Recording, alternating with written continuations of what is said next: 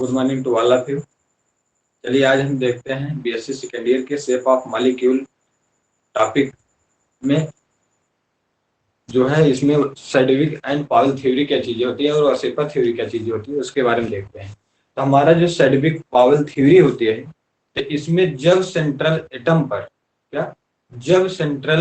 पर lone pair present नहीं होता है तब ये अपनी थ्योरी दिए हैं। ठीक है, तो अगर लोन पेयर हो जाता है किसी भी सेंट्रल एटम पर तो ये इनकी थ्योरी वहां फेल हो जाती है, क्योंकि लोन पेयर की वजह से लोन पेयर बॉन्ड पेयर में क्या हो जाता है, रिपल्सन होने लगता है। उस रिपल्सन की वजह से उनके उस मॉलिक्यूल में क्या होता है, शेप में चेंजेज आ जाते हैं। लेकिन ये सेडविक पावेल थ्योरी ऐसा उसमें नहीं अपना एक्सप्लेन कर पाए, इसलिए इस सेडविक पावेल थ्योरी का यही ड्रॉबैक है कि वो उनका जो थ्योरी था तो जो है जिस मॉलिक्यूल में सेंट्रल एटम के ऊपर लोन पेयर प्रेजेंट रहता है उसके बारे में ये अपना स्ट्रक्चर के बारे में नहीं बता पाए। ठीक है, तो देखते हैं सेडविक पावेल थ्योरी जो अपना जनरल जो कंसेप्ट दिए हैं। सेडविक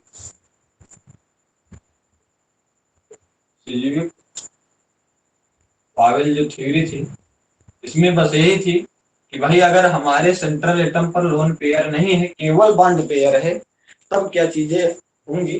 तो अगर इलेक्ट्रॉन पेयर आएगा 1 तो बोल रहे थे इसमें sp होगा, तो जब sp होगा तो इसका स्ट्रक्चर क्या होगा, लीनियर होगा। क्या लीनियर होगा? जब लीनियर होगा तो इनमें बॉन्ड एंगल क्या होगा, बॉन्ड एंगल होगा 180 डिग्री, 180 डिग्री। ठीक है, लीनियर के बारे में बताए।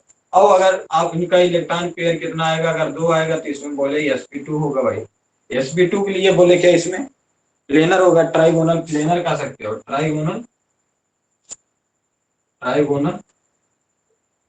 प्लेनर बोले थे। जब ट्राइगोनल प्लेनर बोले तो इसमें बॉन्ड एंगल बोल दिए भाई, इसमें 120 डिग्री हो गया। ठीक, अगर इलेक्ट्रॉन पेयर की संख्या 3 आई तो इसमें sp3 आएगा। sp3 आएगा तो इसमें क्या है, sp3 में क्या बोले टेट्राहेड्रल होगा। टेट्राहेड्रल होगा तो इसमें बॉन्ड एंगल क्या बोले, इसमें बॉन्ड एंगल 109.5 डिग्री बोल दिया। ठीक, अब अगर जब आपका आया चौथा sp3d। ठीक, sp3d जब आया इसमें tbp बोल दिए, tbp ट्राइगोनल बाइपिरामिडल इसे बोलते हैं। ठीक, इसमें बॉन्ड एंगल बोले, इसमें बॉन्ड एंगल क्या होते हैं, इसमें 3 होते हैं। आप टीबीपी में आप कल बनाए थे तो टीबीपी ट्राइगोनल बाइपिरामिडल हमने बताए थे, देख लीजिए ध्यान से। इन जो एक्सियल और एक्सियल पेयर हैं ये इक्वेटोरियल कह सकते हैं, हम इक्वेटोरियल ई करके लिख दे रहे हैं। ठीक है, इक्वाटोरियल ये बोलते हैं, जहां ई लिखा है इस पोजीशन को इस पर ग्रुप जो जोड़े जाएंगे इसे बोलेंगे इक्वाटोरियल। और ए एक्सियल, जहां ए लिखा है एक्सियल, यहाँ आप मान लीजिए बीच में यम है। ठीक, कोई सेंट्रल एटम यम है तो इसमें यम है, तो जो बॉन्ड एंगल था एक बोले थे ए के बीच बॉन्ड एंगल कितना होगा बताइए, 180 डिग्री होगा ना भाई। सभी लोग बताइए रियलाइज हो पा रहा है नहीं है बताइए। ए के बीच दूरी एक स्ट्रेट लाइन है तो उस स्ट्रेट लाइन पर 180 डिग्री का एंगल बनेगा ना, बताइए सभी।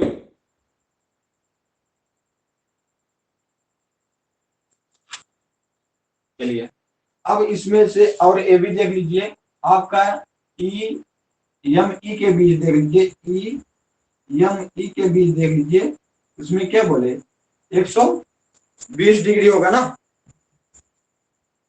120 डिग्री हुआ। लेकिन ये यम ई के बीच देखिए, यम ई के बीच देखिए ये क्या है, इस प्लेन में है। आपका जो कल बता रहे थे 90 डिग्री। हाँ 90 डिग्री, क्योंकि इस प्लेन में आपका ये तीनों ई यम इस प्लेन में है और आपका ए इस तरह से है।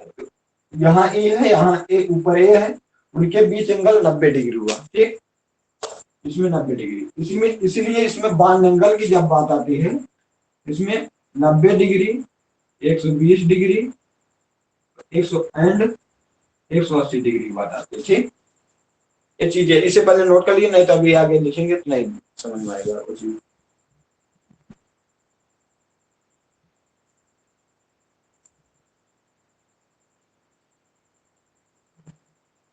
ये चीज नोट कर लीजिए, अच्छे से रियलाइज हो जाएगा। जो हम लिखे हैं बाद एंगल जो लिखे हैं ऐसा लिख सकते हैं,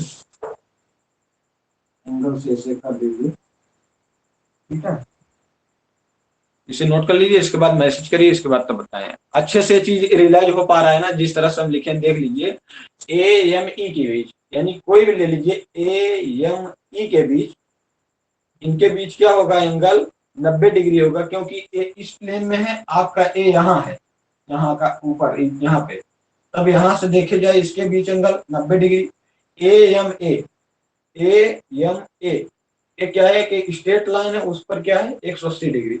अब ई एम ई, चाहे ई एम ई लीजिए चाहे ई एम ई वाला लीजिए, तब भी उनके बीच एंगल कितना होगा, 120 डिग्री होगा। इसे नोट कर लीजिए।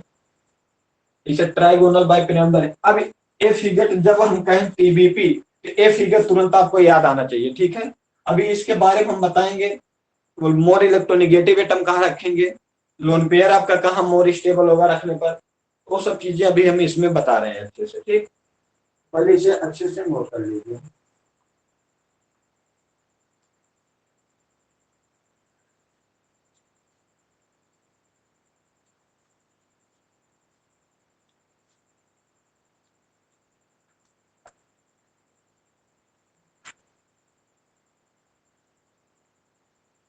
नोट हो जाए तो एक बार मैसेज कर दीजिए, इसके बाद आगे भी जो है दिखा दें।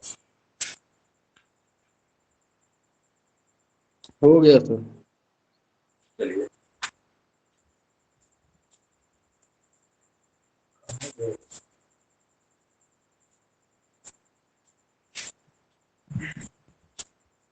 हमेशा जब टीबीबी का नाम आए तो हमेशा इसे याद कर लीजिए।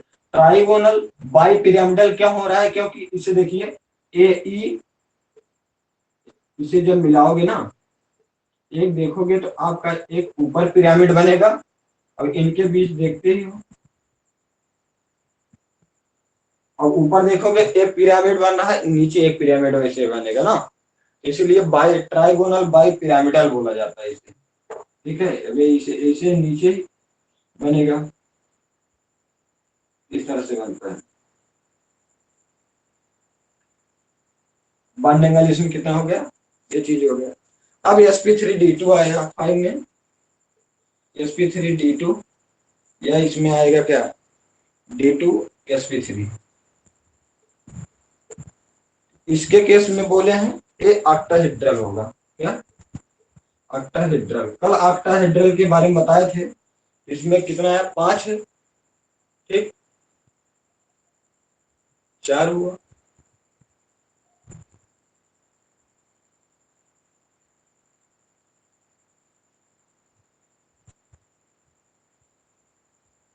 सॉरी, यहाँ दो, एक दो कहाँ लिख रहे हैं, यहाँ तो पहले 2 से 1 से स्टार्ट ही नहीं होगा। सॉरी, थोड़ा ही करेक्ट कर लीजिएगा, ठीक, ठीक है, थोड़ा करेक्ट कर लीजिए, 1 से नहीं स्टार्ट होता, लेकिन पे 1 रहेगा तो उसका बाइंड नहीं, अभी डाइजेशन नहीं होगा ना, थोड़ा वो करेक्ट कर लीजिए। यहाँ जब 2 आएगा तब एसपी होगा, ठीक है, थोड़ा ये करेक्ट कर लीजिए बस, बाकी सब सही है। ये 6 आएगा तो अब देखिए यस, एक 3p और 2d, तो 6 हो जाएगा, फिर तब ये ऑक्टाहेड्रल बनेगा। जब ऑक्टाहेड्रल बनेगा, इसमें 72, इसमें जो है 90 डिग्री एंड 180 डिग्री होगा, 180। ये दोनों एंगल कैसे होंगे ये चीज देख लीजिए। आपके 6 है तो ऑक्टाहेड्रल बन रहा है, तो आपका सेंट्रल एटम है, आपका यहाँ करिए बी, यहाँ करिए ए भी बी, ये आपका बी है, ए भी है, ये आपका ए है, ये आपका ए है, ठीक। अब आप देखोगे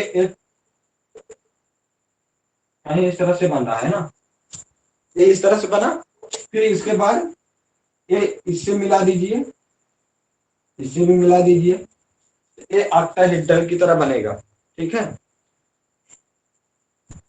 इस तरह से ऑक्टाहेड्रल बनता है। और आगे आपका अगला है जो 7 आए होगा, sp3d3, sp3d3 एंड d3sp3, ठीक। पेंटागोनल पेंटागोनल बाई पिरामिडल, ठीक। पेंटागोनल बाई पिरामिडल मतलब हुआ, पेंटागोनल कैसे बनेगा देखिए,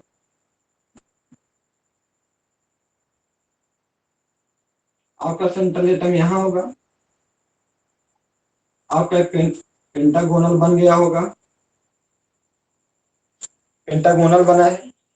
फिर आपका जो है ऊपर एक यहाँ ए कर दीजिए, यहाँ ए नीचे ए कर दीजिए, यहाँ सब बी है, ठीक। अब देखिए अगर पूछा जाए ए एम ए के बीच की दूरी एंगल क्या होगा, 180 डिग्री होगा ना, 180 डिग्री लिखे गया। और इनके बीच, रुक जाइए, 90 डिग्री है, सही, यहाँ 90 डिग्री है, अब 72 डिग्री है, 72 डिग्री, 90 डिग्री एंड 180 डिग्री, ठीक। अब देखिए ए एम ए के बीच दूरी, ए जो है एंगल जो है क्या होगा, 180 डिग्री होगा। और ए एम बी के बीच, क्योंकि ए एक पेंटागोनल बाई पिरामिड, पेंटागोनल इस तरह से, और आपका ए वाला आइटम यहाँ है, उनके बीच एंगल 90 डिग्री हो गया, 90 हो गया। 72 कैसे है, अब एक आप जानते हो एक सर्कल जो होता है, वहां एक सर्कल पर आपका बनता है 360 डिग्री।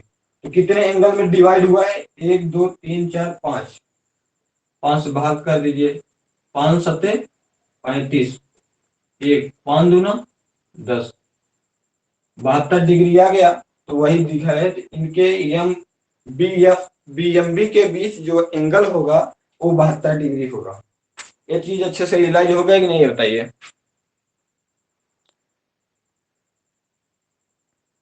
जो लोग भी हैं अच्छे समझ में आ गया।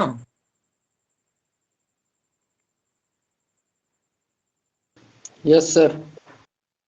तो नोट कर लीजिए इसे, इसके बाद तब आगे स्टार्ट करें। इनका ड्राइव बैक लिखा देते हैं उसमें, और नोट्स हम भेज दिए हैं, स्टेटमेंट पर जब जाएंगे उसमें, उस पर नोट भेज दिया है, उससे जाके वहां से देख लीजिएगा।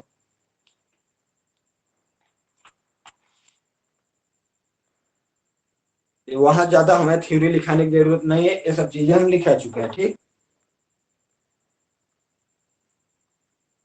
इन सब के बारे में अब लिखाना नहीं है, ये चीज जो जनरल था वो बता दिए हैं, यही चीज अब लैंग्वेज में जो लिखाना है वो चीज हम पीडीएफ में भेज दिए हैं, आप वहां से जाके नोट करके अच्छे से नोट्स बना लीजिएगा, ठीक है। जहां से थ्योरी पोर्शन हम लिखे हैं, वहां से जो बाकी उसके पहले जो समझने वाला बाकी चीज था, वो समझने वाला चीज है, तो वो भी नोट कर सकते हैं, नोट करिए, वरना वो नहीं उसको रहने दीजिए। लेकिन जहां से हेडिंग लगा के सिल्विक एंड पावेल थ्योरी लिखे हैं, वहां से आप नोट कर सकते हैं, ठीक। और नोट्स बनाना स्टार्ट कर दीजिए। अब डेली का डेली जो भी पढ़ाया जाएगा, जितना भेजा गया, अगर उससे ज्यादा पढ़ाएंगे तो वहां से क्या होगा, भेज दिया जाएगा, ठीक। ये चीज नोट कर लीजिए।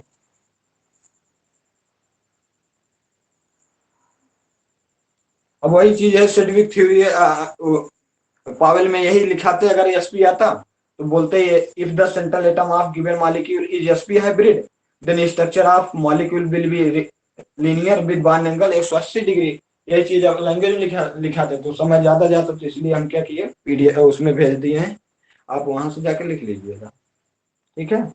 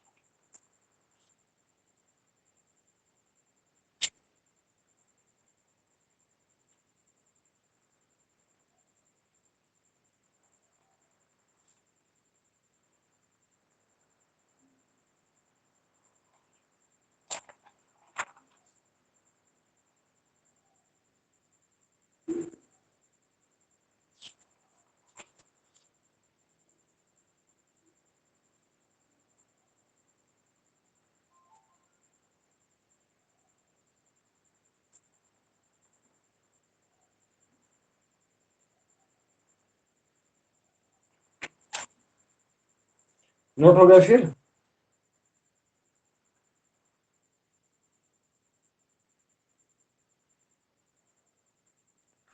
अंजलि यादव, 90 डिग्री किसके बीच बनेगा sp3d वाले में? sp3d3 वाले में, sp3d3 वाले में देखिए पेंटागोनल बाइपिरामिडल बना है। पेंटागोनल आपका देख लीजिए एक प्लेन में, पेंटागोनल जो होगा देख लीजिए आपका पेंटागोनल कहीं इस प्लेन में होगा, 90 डिग्री क्या होगा आपका ए वाला एटम, आपका ए वाला एटम यहाँ है, ध्यान से देखिए आपका ए एटम यहाँ है और बी वाला यहाँ देख लीजिए, बी आपका यहाँ है, एम यहाँ है, आपका ए यहाँ है। अब ए और एम और बी के बीच देखिए एंगल कितना बन रहा है अंजलि, ध्यान से देखिए। अब इसके आपको ऐसा लग रहा होगा ये बॉन्ड एंगल बहुत इसमें 90 डिग्री बन ही नहीं रहा, लेकिन ऐसा देखोगे ये आपका ऐसे नहीं है, ये आपका इस प्लेन पे है, इस प्लेन पे है तो आपका यम एटम यहाँ होगा, बाकी बी वाले इस प्लेन पे होंगे, यम मेटल यम एंड बी वाला जो एटम होगा इस प्लेन में होगा, और आपका ए वाला एटम इस प्लेन के यहाँ होगा, किसी भी पॉइंट पे ना यहाँ होगा। अब इस पॉइंट से और किसी भी दूसरे एटम के बी के एटम के वहां के बॉन्ड एंगल देखोगे तो वहां से क्या होगा आपका 90 डिग्री होगा। ऐसा मान सकते हो आपका इस बी वाला पूरे एटम और यम मेटल एटम यहाँ पे है, और आपका ए वाला एटम जो कैप है वहां देख लीजिए, यहाँ आपका ए है, बाकी इस कार्नर पर आपका बी है, इनके कैप के और इस कार्नर के जो हमारे सामने दिख रहा है इनके बीच एंगल कितना है ध्यान से देखिए, परपेंडिकुलर है ना, परपेंडिकुलर है तो 90 डिग्री होगा ना। इसका मतलब इसमें क्या है ए एम बी के बीच एंगल जो है 90 डिग्री हो रहा है।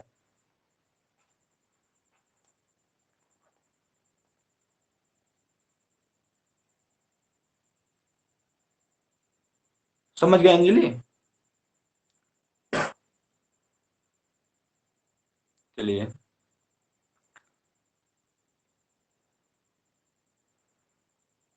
आगे चले फिर, चलिए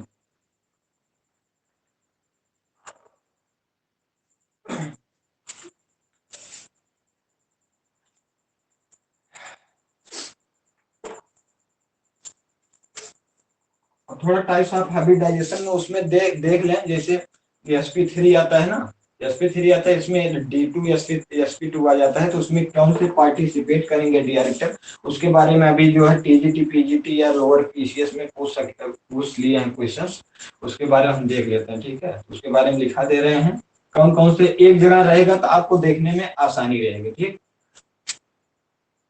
जो टाइप्स ऑफ हाइब्रिडाइजेशन होता है, टाइप्स ऑफ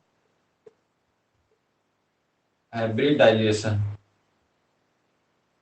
इसमें पहला अगर मान लीजिए एसपी आया तो एसपी भी जानते हो लीनियर होता है, तो वो सब चीजें अभी लिखाए थे तो वो सब नहीं लिखा रहे हैं, बस ये देखिए आपका टाइप्स ऑफ हाइब्रिडाइजेशन पहला एसपी हुआ, दूसरा आपका क्या हुआ sp2 हुआ, तीसरा आपका क्या हुआ sp3 हुआ, या इसमें आपका क्या आ सकता है बताइए, sp3 में ही आपका क्या आ सकता है DSP2 dsp2 भी आ सकता है। 1 मिनट एक जगह कलेक्ट करके लिखे थोड़ा दिखा दो देख लें।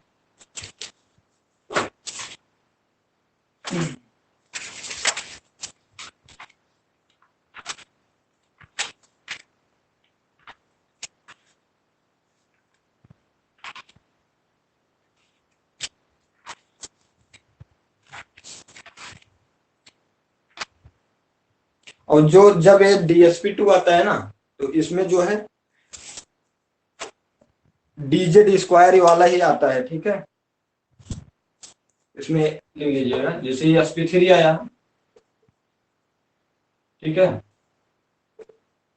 आपका चौथा क्या आपका है sp3d होता है, तो यह dsp3 होता है ना, ये चीज होता है। इसमें आपके अभी टीजीटी में पूछ लिया था कि भाई आपका जैसे DSP2 जो होता है DSP2 यहाँ क्या हो सकता है DSP2 हो सकता है। इसमें यहाँ लिख लीजिएगा जो पार्टिसिपेट डी कर रहा है, जो डी पार्टिसिपेट कर रहा है आपका डी ऑर्बिटल, वो कौन सा डी है, इसमें है आपका dx² - y², क्या dx² - y², ठीक है। इसमें DSP2 वाले में आपका है डी जो पार्टिसिपेट कर रहा है DSP2 में, इसमें आपका है डी ऑर्बिटल कौन सा है dx² - y² है, ठीक। और इसमें जो डी ए वाला जो डी है इसमें कौन सा डी है इसमें आपका DsP3 में dx स्क्वायर वाई स्क्वायर वाला है, D square minus Y square वाला है, ठीक है। और इसमें इसमें आपका क्या है, dz स्क्वायर वाला है, ठीक है। ये चीज अच्छे से नोट कर लीजिए। अभी हम आपको दिखा देते हैं क्वेश्चन कैसे पूछा है आपने, जो है लोअर पीसीएस। अभी ध्यान से देखिए, क्वेश्चन को ध्यान से देखिए कैसे पूछा गया है। ये अच्छे से दिखा, नीचे वाला 140 number question. In DsP2 hybridization give square planar geometry the D orbital involve in. अब देख लिए, अब यूपी पीसीएस में 2010 में पूछ चुका है। और नीचे देख लीजिए एक्सप्लेनेशन भी दिया, सी ऑप्शन दिया है इसमें। DsP2 में कौन सा है, dx square minus Y square. अब DsP3 में क्या है, dx square minus Y square. sp3d में क्या है, dz स्क्वायर ना। दिख रहा है अच्छे से ना सभी को। Yes sir. ये पीसीएस में पूछा गया है, ऑप्शन ठीक। तो इन यहां से जो है आपका पीसीएस में क्वेश्चन बनता है, ठीक है। तो इसलिए इसे अच्छे से नोट कर लीजिए, ठीक।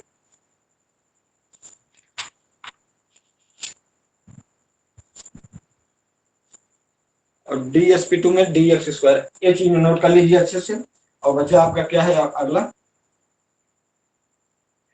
sp3d2 होगा या d2 sp3 होगा।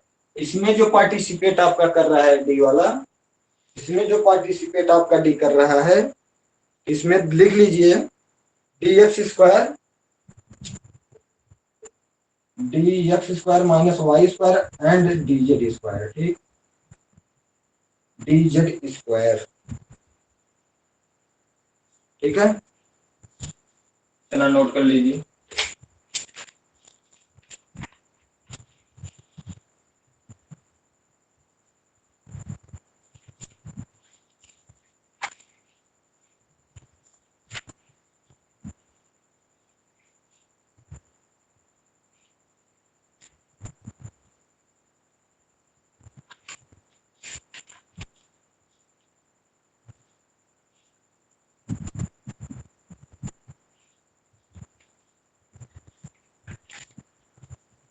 जहां वेरिएशन होते हैं ना, तो यहाँ से ही उसमें पूछते भी हैं, जहां चेंजेस आ जाते हैं। तो ये सब थोड़ा फोकस करके याद कर लीजिए अभी से ही, ठीक है, जिससे बाद में जो है तैयार सर। करना पड़े, पहले से तैयार। बताइए। सर ये फिफ्थ वाले में sp3d2 और d2sp3 दोनों में ये dx स्क्वायर dz स्क्वायर होंगे। देखिए हमारे पास जो अभी है DsP2 में, तो आपका dx स्क्वायर माइनस स्क्वायर है और dz स्क्वायर हमारे पास अभी है, ये चीज है। तो अभी हम इसमें जो है, इसमें तो जो है dz स्क्वायर होगा, dx square minus Y square होगा। इसके बारे में अभी ये नोट कर लीजिए, इसके बारे में अभी करेक्ट है, चूंकि हम जब जेई मेन एडवांस दे रहे थे उस दौरान जो देखे थे dx square minus Y square and dz square. अब बुक में देखेंगे क्या चीजें हैं, उसके बारे में हम नेक्स्ट टाइम पे इस पे बता देंगे, लेकिन प्रेजेंट टाइम अभी ये चीज लिख लीजिए, ठीक। जो चीज अभी हम लिखा रहे हैं, ये चीज अभी लिख लीजिए। करेक्शन कराना होगा तो हम जो है अभी करेक्ट करवा देंगे, लेकिन है कि अब इसके बारे में एक फिक्स था, मालूम था, ये चीज लिखा दिए, ठीक। या ऐसा करिए, इसके बारे में अभी जो ये चीज नोट कर लीजिए, इसके बारे में या तो नोट करिए या तो रहने दीजिए, इसके बारे में नेक्स्ट टाइम पे हम लिखा देंगे इसके बारे में, ठीक है। इसके बारे में देखकर हम नेक्स्ट टाइम पे लिखा देंगे। और बच्चा आपका लास्ट में क्या है, आपका sp3d3 के बारे में, ठीक। इस sp3d3 के बारे में आपका क्या है, इसमें आपका इन्वॉल्व जो होता है हाइब्रिडाइजेशन, इसमें क्या होता है, dx square dx Y dy z and dx z, ठीक। ये चीज होता है, एक चीज इतना नोट कर लीजिए।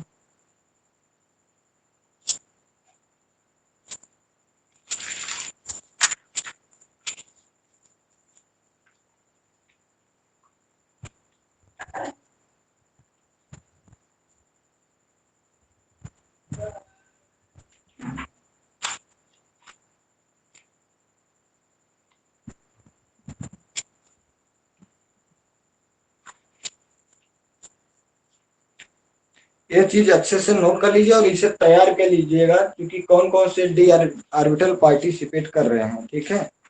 क्योंकि इससे अभी क्वेश्चन देख ही लिए हो आपका कहाँ से कैसे पूछ रहा है ना, जिससे एक भविष्य में कहीं भी कोई एग्जाम भी दीजिए उसमें पहले से तैयार रहेगा, थोड़ा कॉन्फिडेंस लेवल पहले से इनकी रहे, थोड़ा अच्छा रहेगा।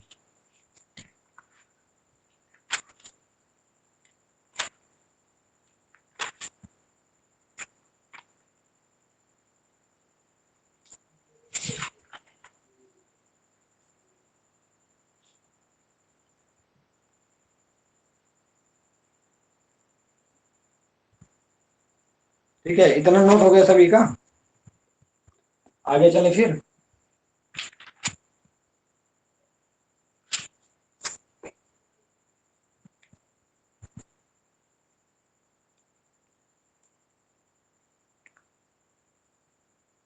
वन मिनट रुक जाइए बस, ये चीज होगा और क्या लिखाना है। हाँ, ये चीज हो गया है और हाइब्रिडाइजेशन भी हो गया। फिर अब आप सबको आगे क्या लिखाना है वही जी देख लें।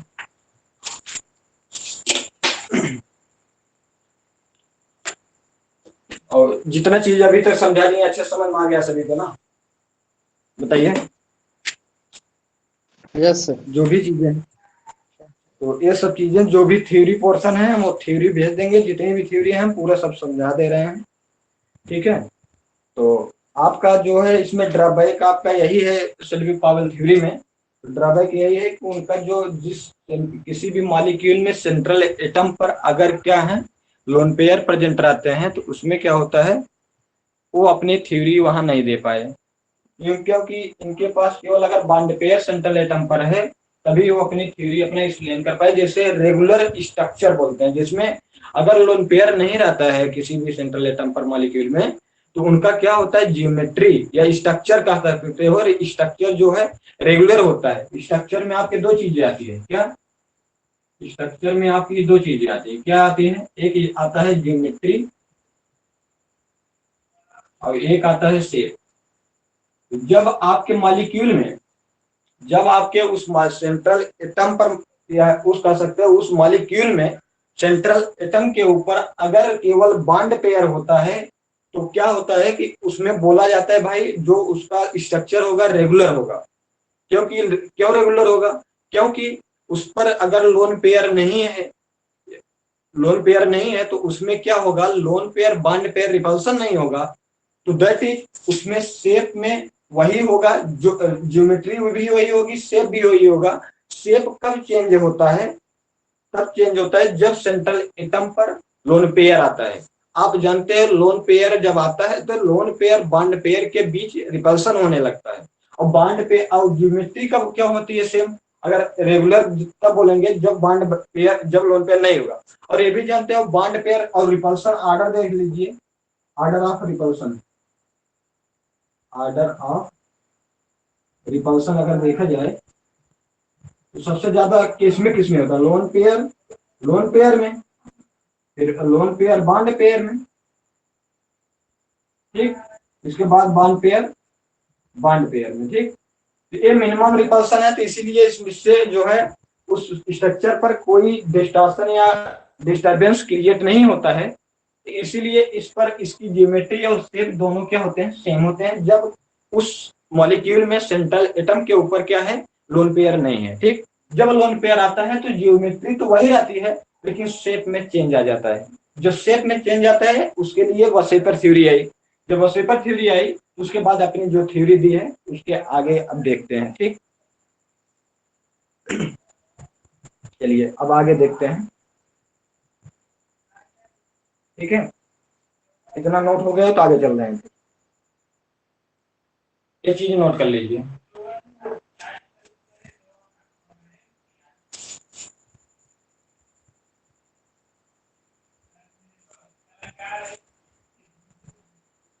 हो गया है सर, हो गया है। ठीक है,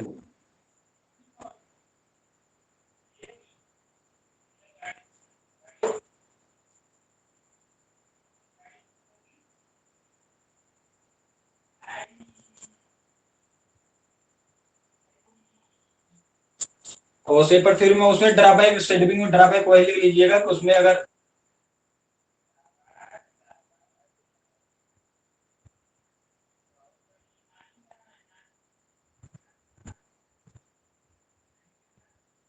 इसमें हमेशा जो पार्टिसिपेट करेंगे बैलेंस्ड इलेक्ट्रॉन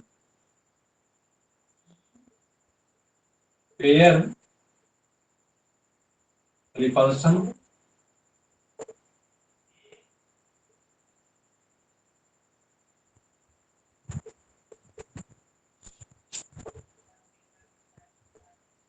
ये क्या है आपका जो सिद्विक एंड पावेल थ्योरी थी उसी का एक्सटेंशन रूप है, एक्सटेंशन रूप आप कह सकते हो, क्योंकि आपके सबसे पहले सिद्विक पावेल थ्योरी है, इन्होंने जो है 1940 ईस्वी में अपना पहला ही जो है स्टेटमेंट दिया, थ्योरी दी। उसके बाद जब देखा गया कि भाई जब लोन पेयर सेंट्रल एटम के ऊपर आए तो उनकी थ्योरी वहां फेल हो गई। इसके बाद दो साइंटिस्ट आए, कौन कौन से,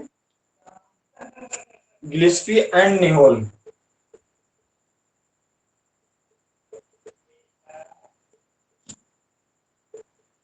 ये जो है 1957 ईस्वी में अपनी थ्योरी दी है, कौन सी थ्योरी, वसेपर थ्योरी।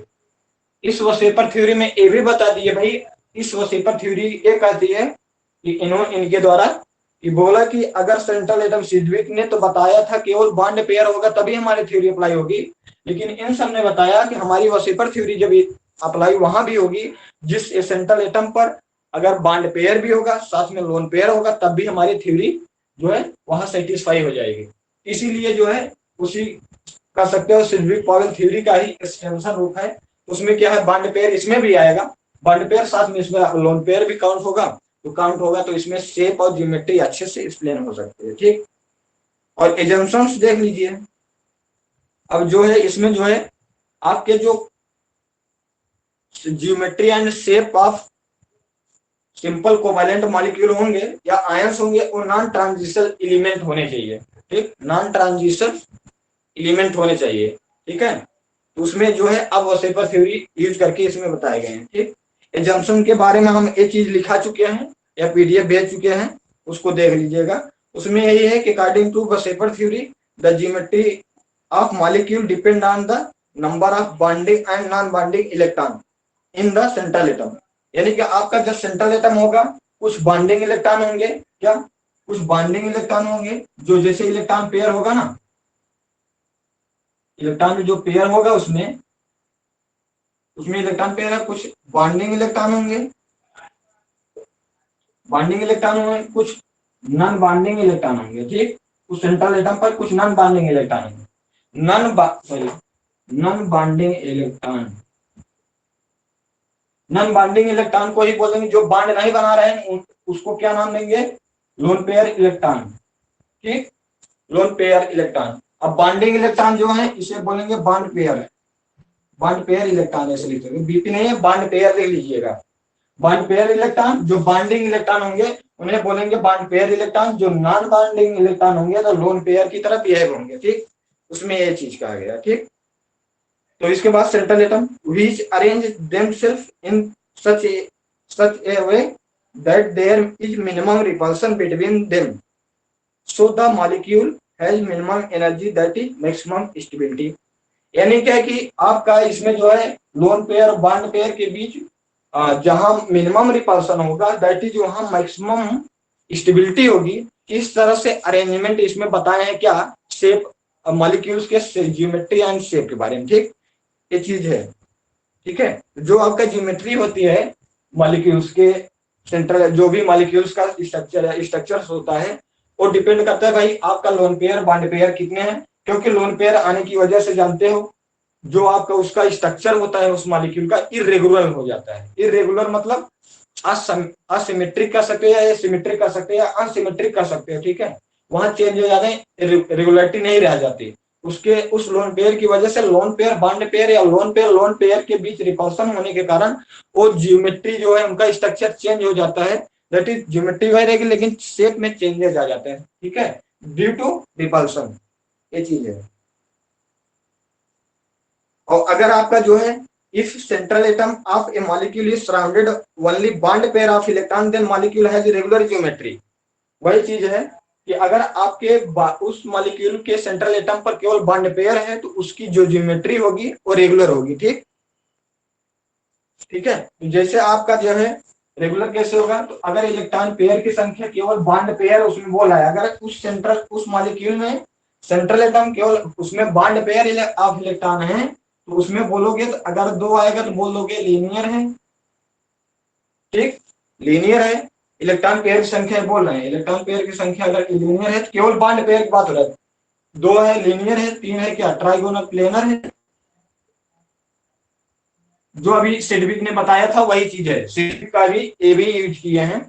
ऐसा नहीं है सिडविक जो है अपना जो है उनको भगा दिया गया, उनका भी यहाँ माना गया कि जब आपका भी माना जाएगा भाई जब इसमें सेंट्रल एटम पर लोन पेयर नहीं रहेंगे। ठीक, अब इसमें भाई आपके जब आपके सेंट्रल एटम पर लोन पेयर आ जाते हैं तो वहां क्या आ जाता है, नॉन बाइंडिंग इलेक्ट्रॉन या कहिए इलेक्ट्रॉन्स आ जाते हैं। इनकी वजह से आने के बाद जो उस ज्योमेट्री पर रेगुलरिटी होती है वो डिस्टर्ब हो जाती है। क्यों डिस्टर्ब हो जाती है? क्योंकि लोन पेयर हो सकता है उस मॉलिक्यूल में होगा भी कि लोन पेयर रिपल्सन हो या lone pair bond pair repulsion हो। ठीक है, क्योंकि इसमें जो है ये रिपल्सन ज्यादा होते हैं as compare to bond pair repulsion. ठीक, तो इनके वजह से जो है इरेगुलरिटी जो आती है अल्टरेशन या डिस्टॉर्शन की वजह से शेप में चेंजेज आ जाते हैं। और क्यों चेंज आ जाते हैं? क्योंकि उस पर लोन पेयर जो प्रेजेंट रहता है सेंट्रल एटम पर उसकी वजह से उस मॉलिक्यूल में डिस्टरबेंस क्रिएट हो जाता है। क्यों, क्या डिस्टरबेंस मतलब क्या हुआ, जो है रिपल्सन क्रिएट हो जाता है। रिपल्सन की वजह से उस मॉलिक्यूल का या उस कंपाउंड का जो है स्ट्रक्चर्स में चेंजेज आ जाते हैं। ठीक, और क्या चेंज क्यों आ जाते हैं तो आपको जो है मालूम होना चाहिए, bond pair lone pair repulsion या हो सकता है लोन पेयर रिपल्सन। ठीक, ये दोनों रिपल्सन की वजह से उस मॉलिक्यूल के शेप में या ज्योमेट्री में जो है या स्ट्रक्चर में कह सकते हो डिस्टॉर्शन या अल्टरेशन क्रिएट हो जाता है due to lone pair repulsion या bond pair lone pair repulsion की वजह से। ठीक, एक सभी को ये चीज समझ में आ गया ना? बताइए। Yes sir. ठीक है, तो आगे लिखा रहे हैं फिर। तो एग्जाम्पल में आप देख लीजिए कैसे चेंजेस आ जाते हैं। एग्जाम्पल में आपका यही है, एग्जाम्पल यहाँ लिख लीजिए। यहाँ आप लिखिए मॉलिक्यूल, यहाँ आपका क्या है नंबर ऑफ लोन पेयर और इसके बाद बॉन्ड एंगल।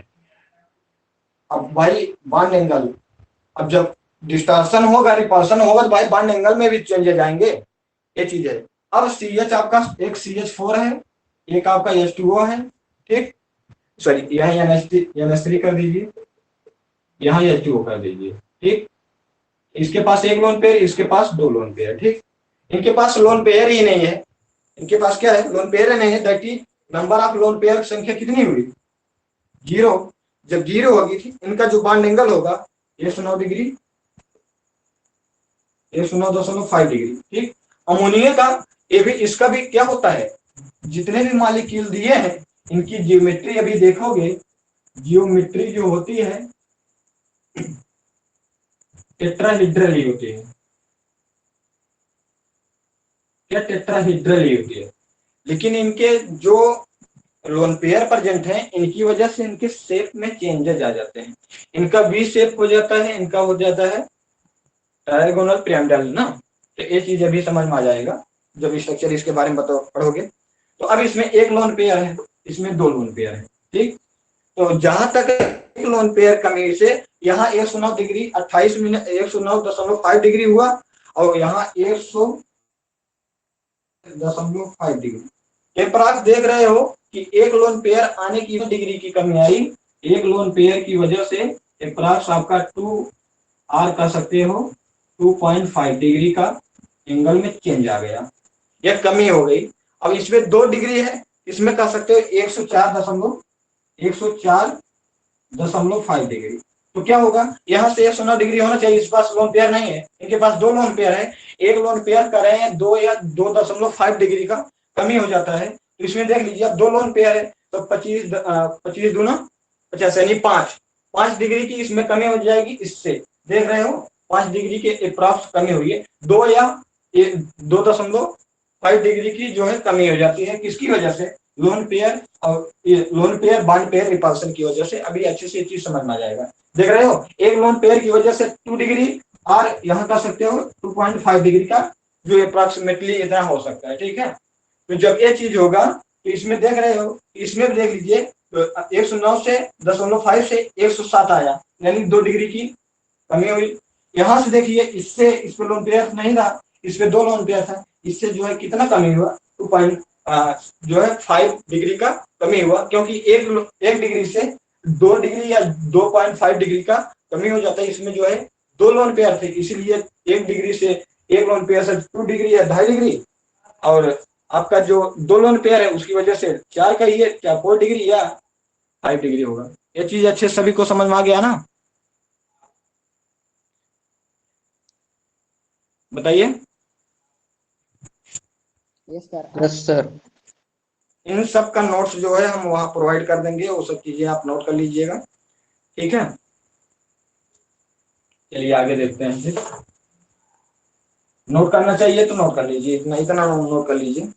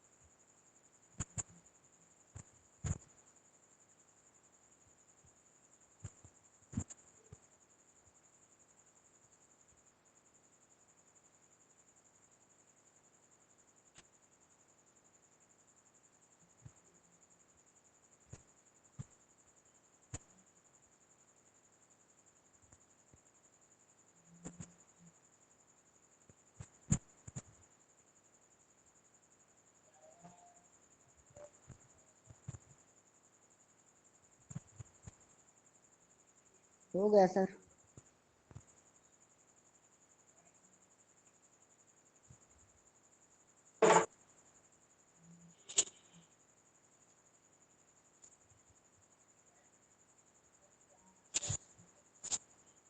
अब आपका इसमें है कि जैसे आपका मॉलिक्यूल इस तरह से है, बी है और ए है, इधर बी है, ठीक। इस मॉलिक्यूल में क्या है कि आपका जो बी वाला एटम है, तो इसमें बोला जा रहा है कि बॉन्ड एंगल जो बी ए बी का बॉन्ड एंगल होगा वो डिक्रीज होगा with increase in electronegativity of B atom. जब इस इलेक्ट्रोनेगेटिविटी का, जो इस बी एटम का इलेक्ट्रोनेगेटिविटी का नेचर इंक्रीज होगा, इनके बीच बॉन्ड एंगल डिक्रीज होगा। क्यों डिक्रीज होगा? वो चीज इसलिए होगा क्योंकि ए बी मोर इलेक्ट्रोनेगेटिव होगा as compare to A, electron अपनी तरफ शिफ्ट करेंगे। जब अपनी तरफ शिफ्ट करेंगे, रिपल्सन जो होगा इलेक्ट्रॉन पेयर और बॉन्ड पेयर के, बॉन्डिंग इलेक्ट्रॉन और इलेक्ट्रॉन पेयर के बीच क्या होगा, जो इलेक्ट्रॉन पेयर जो रिपल्सन होने चाहिए वो क्या होंगे, ए अपनी तरफ खींच लेगा, जो रिपल्सन होने चाहिए वो मिनिमम हो जाएगा। क्या हो जाएगा? एटम इस इनके बी के बीच जो रिपल्सन होता है, इनके बीच जब रिपल्सन होगा तो ए अपनी तरफ इलेक्ट्रॉन खींच रहे हैं, तो रिपल्सन अब क्या होगा, मिनिमम हो जाएगा, ठीक है। इस पे मिनिमम हो जाएगा, तो इसीलिए जब रिपल्सन जब इलेक्ट्रॉन अपनी तरफ शिफ्ट कर लेगा तो रिपल्सन क्या होगा, मिनिमम हो जाएगा। फिर इसके बीच, इनके बीच एंगल भी क्या हो जाएगा, डिक्रीज हो जाएगा। एग्जाम्पल के तौर पर आप ये देख लीजिए, ऐसा कर देखिए, अगर बी इलेक्ट्रोनेगेटिविटी अगर बी एटम की बढ़ती गई तो क्या होगा, इस बॉन्डिंग इलेक्ट्रॉन का इलेक्ट्रॉन ए एटम से शिफ्ट हो जाएगा, किसके तरफ, बी के तरफ। जैसे ही बी के तरफ शिफ्ट होगा, इधर भी तो ए इलेक्ट्रॉन, अगर इलेक्ट्रोनेगेटिविटी ज्यादा नहीं होता, इनके इलेक्ट्रॉन के बीच क्या होता, बॉन्ड पेयर के बीच रिपल्सन होता ना। सभी लोग बताइए हाँ या ना, बताइए। इनके बीच जो इलेक्ट्रॉन है, इनके बीच जो इलेक्ट्रॉन है, उनके बीच तो रिपल्सन होता ना, बॉन्ड पेयर भी रिपल्सन होता, मिनिमम होता है, वो बात ठीक है। लेकिन अभी हम इलेक्ट्रोनेगेटिविटी के बारे में आते हैं, तो इनके बीच इलेक्ट्रॉन जो है, तो अभी रिपल्सन हो रहा है। अगर electronegativity of B atom increase हुआ, देन इलेक्ट्रॉन जो बॉन्डिंग इलेक्ट्रॉन है वो जो शिफ्ट हो जाएंगे बी के तरफ। जब बी के तरफ शिफ्ट हो जाएंगे, तब क्या होगा, बॉन्ड पेयर जो रिपल्सन होता है वो और मिनिमम हो जाएगा। जब और मिनिमम हो जाएगा तो क्या करते हैं, अपनी तरफ इलेक्ट्रॉन शिफ्ट करवा रहे हैं, तो इनके बीच बॉन्ड एंगल भी, अभी क्या है, अभी यह पूरा टाइट है, अभी क्या है पूरा टाइट है, इसलिए कि जैसे ही थोड़ा भी झुकेंगे इनका इलेक्ट्रॉन देखिए नजदीक आ जाएगा, नजदीक आ जाएगा तो रिपल्सन होना स्टार्ट हो जाएगा। ये समझ आ रहा है ना। जैसे अभी स्ट्रेट लाइन है, अभी तो ऐसा है रिपल्सन हो रहा है, जैसे झुकेंगे इनका क्या होगा, रिपल्स इलेक्ट्रॉन जो है रिपल्स बॉन्ड पेयर रिपल्सन होने लगे जो बॉन्डिंग इलेक्ट्रॉन है। लेकिन अब क्यों नहीं होगा, क्योंकि ये मोर इलेक्ट्रोनिगेटिव है, मोर इलेक्ट्रोनिगेटिव है। तो ये तो एटम मान लीजिए अभी तो इनका इलेक्ट्रॉन यहाँ पे है, अगर ये इलेक्ट्रोनिगेटिव भी एटम ना होता तो क्या होता है, ऐसे अगर झुकते भी इनके बीच बॉन्ड पेयर रिपल्सन होता ना।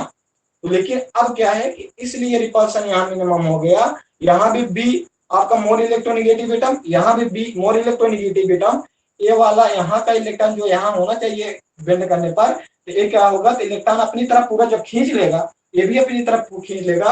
अब देखो यहाँ का बॉन्ड पेयर इलेक्ट्रॉन और यहाँ का बॉन्ड पेयर इलेक्ट्रॉन, उनके बीच डिस्टेंस क्या हो गई, डिस्टेंस बढ़ गई। जब डिस्टेंस बढ़ गई तो उनके बीच रिपल्सन क्या होगा, मिनिमम हो जाएगा ना, बताइए।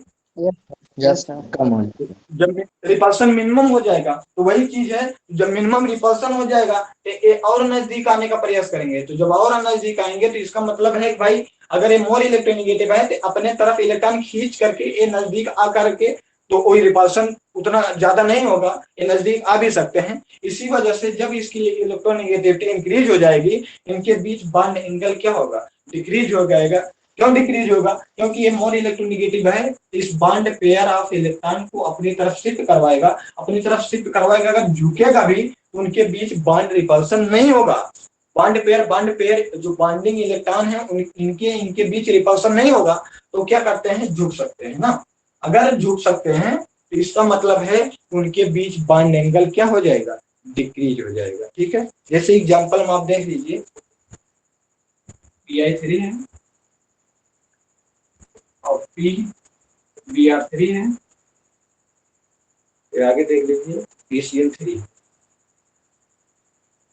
ठीक, इसमें इलेक्ट्रोनिगेटिविटी का ऑर्डर अगर देखा जाए तो क्लोरीन का सबसे ज्यादा होता है, फिर ब्रोमीन का होता है, फिर आपका आयोडीन का होता है। ठीक, मोर इलेक्ट्रोनिगेटिव देखते होगे, फोकल नस आया था ना, फोकल नस ब्रथ, क्लोरीन इधर है, ब्रोमीन इधर है, आयोडीन इधर है, देख रहे हो। Electronegative more electronegative atom chlorine, फिर ब्रोमीन, फिर आयोडीन ना, ये चीज है। अगर देखिए क्लोरीन मोर इलेक्ट्रोनिगेटिव एटम है तो इनके बीच बॉन्ड एंगल क्या होगा, सबसे कम होगा ना भाई, बॉन्ड एंगल सबसे कम होगा। क्योंकि अपना ये जो बॉन्ड पेयर मेटल जो सेंट्रल एटम है, वो जो बॉन्डिंग इलेक्ट्रॉन है अपनी तरफ आसानी से शिफ्ट करवा लेगा, यहाँ का इलेक्ट्रॉन शिफ्ट करवा लेगा। तो जो झुकेगा भी तो वहां जो होगा रिपल्सन नहीं होगा, झुक सकता है। जब झुकेगा फिर से उनके बीच एंगल की कमी हो जाएगी। इनके बीच जो एंगल होता है 100 डिग्री का होता है, इनके बीच एंगल कितना होता है 101.5 डिग्री का। ठीक, 101.5 डिग्री का। इसका पूरा नोट्स अभी हम भेज देंगे, ठीक है, बस समझ लीजिए बस कैसे क्या चीजें कमी हो रही बस 100 डिग्री। ठीक, तो देख रहे हो क्यों इसका आपका बॉन्ड एंगल ज्यादा है, इसका क्यों है, फिर इसका क्यों है, इसका रीजन अभी जो जस्ट समझाए वही चीज है। अच्छे सभी को समझ में आ रहा है क्यों एंगल जो है इसका PCl3 का डिक्रीज हुआ, बता दीजिए एक बार। Sir yes sir. क्योंकि इलेक्ट्रोनिगेटिविटी इंक्रीज हो रही है, तो इलेक्ट्रोनिगेटिविटी इंक्रीज हो रही है तो इलेक्ट्रॉन सेंट्रल एटम से जो बॉन्डिंग इलेक्ट्रॉन है वो इलेक्ट्रॉन अपनी तरफ शिफ्ट करेगा। जब इलेक्ट्रॉन शिफ्ट करेगा तो यहाँ का बॉन्डिंग इलेक्ट्रॉन, यहाँ का बॉन्डिंग इलेक्ट्रॉन थोड़ा दूर जाएंगे।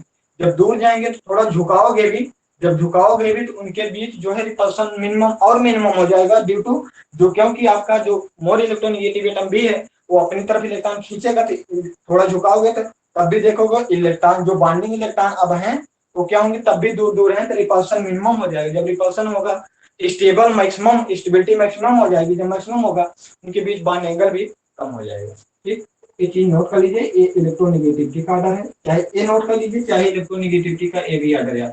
जो पहली बार आए हों फोकल नस एप्रॉक्स इनका जो है सेम होता है। जहां सांस रुक रही है वहां जो है आप इक्वलिटी कर लीजिए। जैसे फोकल नस यहाँ रुके हो, फिर ब्रफ इच, फोकल नस पे रुके हो तो थोड़ा इक्वलिटी आ जाती है, फिर ब्रफ, फिर रुके हो तो इक्वलिटी, फिर इच। ठीक है, ये नोट कर लीजिए।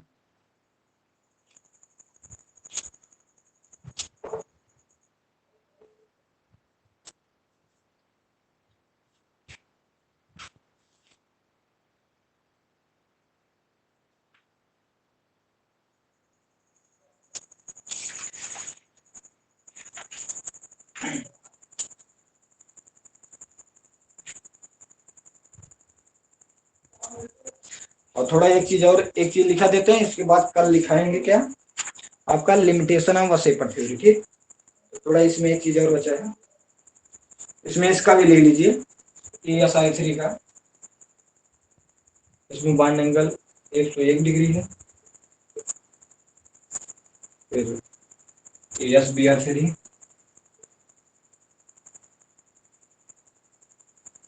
फिर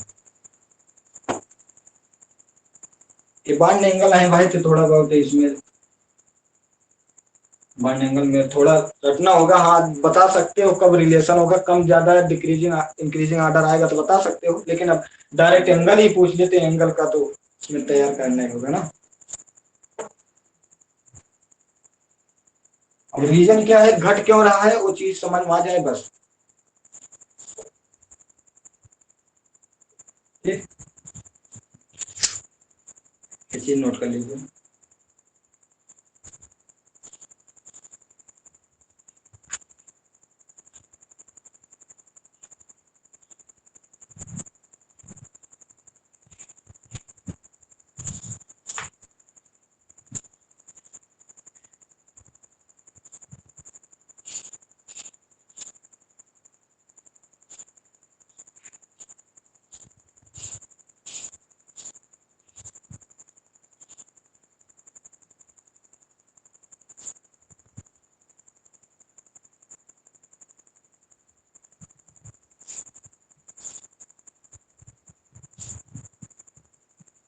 हो गया सर।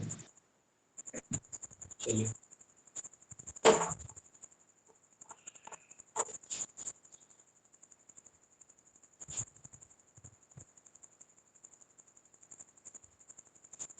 अब यहाँ अच्छे से लिख दे रहे हैं, the repulsion between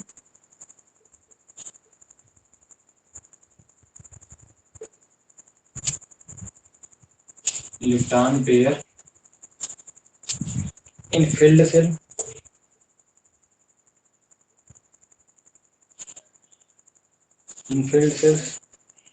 are larger then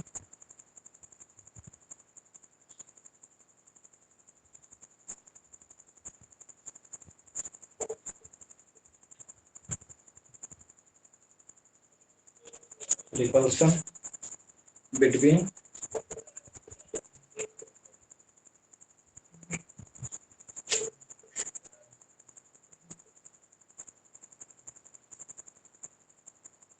incomplete filled cell। इसका मतलब समझ में आ रहा है क्या कहना चाह रहा है, क्या कह रहा है कि ये रिपल्सन जो होगा फील्ड सेल में वो लार्जर होगा as compare to incomplete filled shells. इसमें देख लीजिए, जैसे आपका एग्जांपल आपका क्या है, H2O है, ठीक, और H2S है।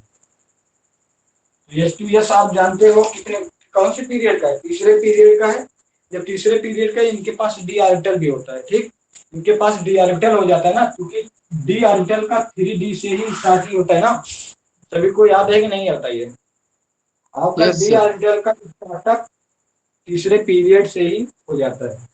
अब इसमें देखिए, ऑक्सीजन का अगर देखा जाए, इलेक्ट्रॉनिक कॉन्फ़िगरेशन करें ऑक्सीजन का, तो इसका 1s2 और 2s2 2p4 होगा। तो बैलेंस इलेक्ट्रॉन आपके यही होंगे ना, बैलेंस से यही तो होगा, दो वाला सेकेंड पीरियड का। इसमें क्या है, सल्फर में, सल्फर में आपका क्या है, यहाँ से 3s2 आता है, इसके पहले कर लीजिएगा 3s2, फिर 3p4 और 3d जीरो। क्यों जीरो, क्योंकि ये पी ऑर्बिटल का है, तो जो इलेक्ट्रॉन जहां भी होगा लास्ट में ओपी वाले ऑर्बिटल होगा, लेकिन वेकेंट, इनके पास वेकेंट डी ऑर्बिटल है। इसका मतलब ये कह सकते हैं भाई, इनका जो वेकेंट डी, इनका जो ऑर्बिटल है लास्ट में, इनका क्या है, आपका इनकम्प्लीट ऑर्बिट है ना। इनका जो सेल है, बैलेंस सेल, तो आपका तीनों आएगा ना। सभी लोग बताइए हाँ या ना। लास्ट में जो आता है, देखिए लास्ट बैलेंस सेल अगर देखा जाए, इसमें तीसरा पीरियड स्टार्ट हुआ, उसमें 3s 3p 3d तीनों आएंगे। अब इनका तो इलेक्ट्रॉन केवल 3s और 3p में ही आ गए ना, और इनका तो डी ऑर्बिटल भाई इनकम्प्लीट है ना, कंप्लीट तो है नहीं ना, खाली है, इसीलिए इनका कंप्लीट बोला जा रहा है। इसमें तो डी है नहीं, इसमें कुछ ना कुछ पी में है ही, इसीलिए इनका बोला जा रहा है कंप्लीट ऑर्बिटल, या फील्ड ऑर्बिटल कह सकते हो, कंप्लीट या फील्ड कह सकते हो ना। इसमें फिल का ये या कंप्लीट का ये सेल ना, कुछ न कुछ आपके इलेक्ट्रॉन इसमें खाली तो कोई है नहीं, तो यहाँ तो डी आता नहीं ऑर्बिटल, डी आता नहीं तो इसमें खाली की बात ही नहीं है। कुछ न कुछ इलेक्ट्रॉन इसमें भी है, पी वाले इसमें भी है, लेकिन खाली ये इसलिए है क्योंकि इनका बैलेंस सेल में यस वाला, पी वाला, डी वाला तीनों ऑर्बिटल आ जाते हैं, और डी वाला जो होता है पूरी तरह से खाली रहता है, इसलिए इसमें बोला जाए इनकम्प्लीट ऑर्बिटल। अब यही बताइए कि जो रिपल्सन होगा, इनके पास भी दो लोन पेयर होंगे, इनके पास भी दो लोन पेयर होंगे, एक बार बताइए।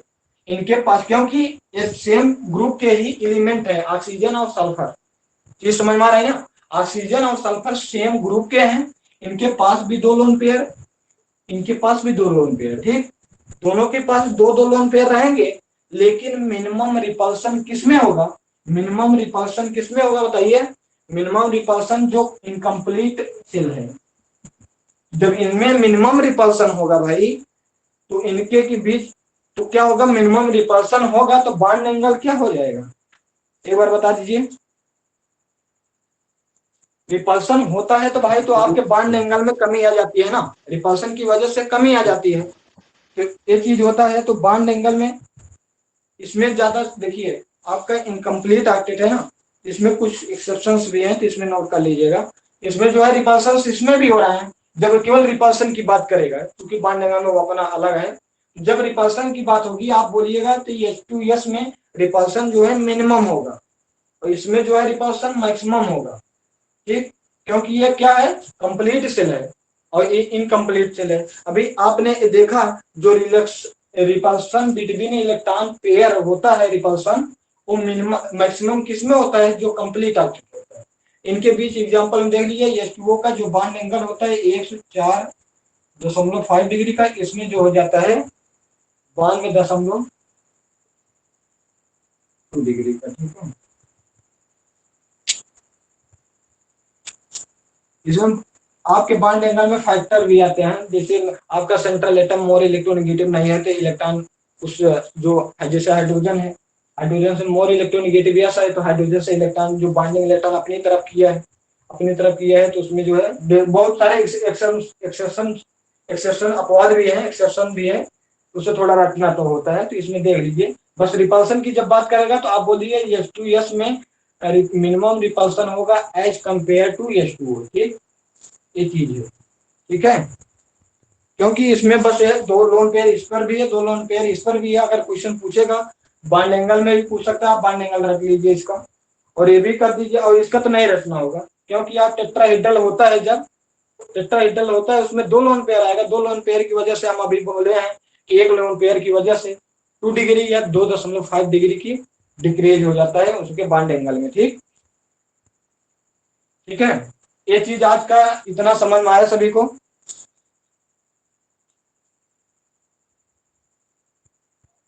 यस। तो चलिए ठीक है, जो